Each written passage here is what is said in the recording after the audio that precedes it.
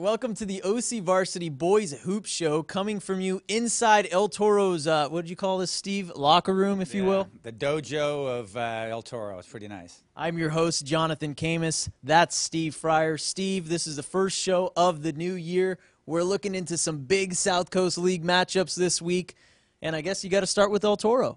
Yeah, we sure do. They've got two great ones coming up this week. They've got Tesoro here at El Toro on Wednesday, and then they play at Mission Viejo on Friday. And all these teams are ranked in the county top 10. They're going to be tremendous matchups. The South Coast League, top to bottom, the best of the public school leagues in Orange County and maybe all of Southern California. Some great players all around. Tesoro's got a big guy who can really shoot it and do a lot of things, Tanner Lancona. Okay.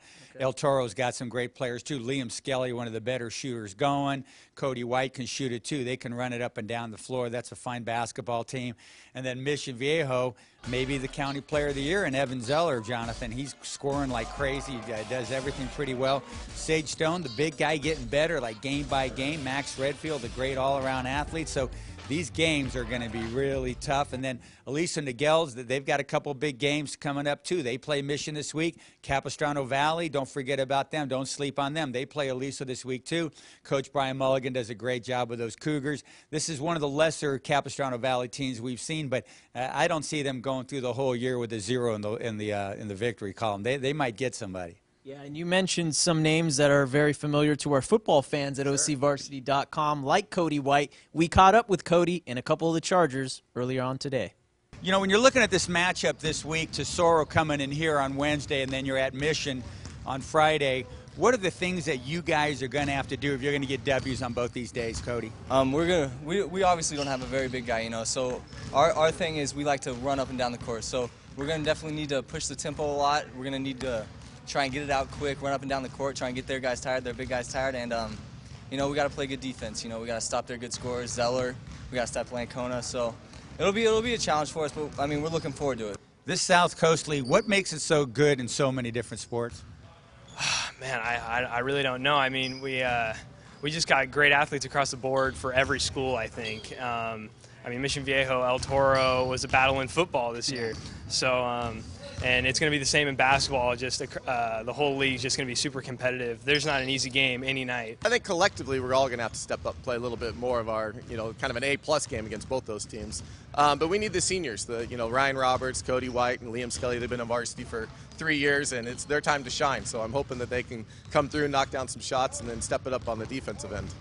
All right, Steve, let's switch gears from the South Coast League into the Trinity League. And you got a little something to say about Mater Dei and their schedule coming up here, too. Well, they've got two big games this week, Jonathan. They've got to play Orange Lutheran, and they've got to play St. John Bosco. Bosco game at Bosco on Wednesday. It's going to be heavy duty. Yeah. Bosco's ranked in the state top 20. I think they're number 8 right now, and Mater Dei's number 2. So that's going to be a pretty solid lineup. It's going to be rocking at Bosco.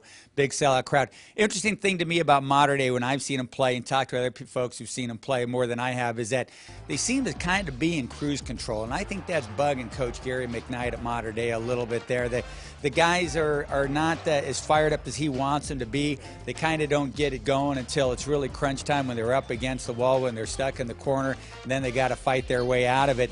You know, if they play that way at Bosco, they come out with that sort of, hey, we're going to win, we're the #1 team and all that stuff. They come out with that attitude at Bosco and maybe even, you know, against Orange Lutheran too, man, they may be looking at some tough ones. If they dig themselves in a bit of a hole in the fourth quarter, they might not be able to scratch out of it. So they've got to come out a little more serious than I've seen them play, I think. That's the thing with Mater Dei. I mean, this is a team that travels all around the country. They're a national powerhouse. I don't know if it's tough for the kids to get up for certain schools and certain non-county opponents. I mean, these guys are playing the best of the best every night, but maybe when they head into league, they'll start firing on all cylinders. And here's another thing, Steve. Speaking of a Trinity League school, we were out at Servite last week, and boy, those credos, those fans sure know how to get on camera, as you'll take a look right here.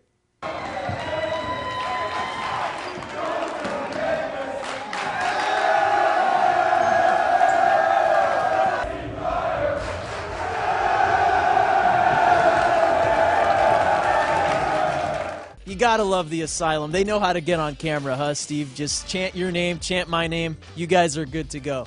Well, everybody else, Thanks for watching. That's Steve Fryer. I'm Jonathan Khamis. We'll see you guys next week.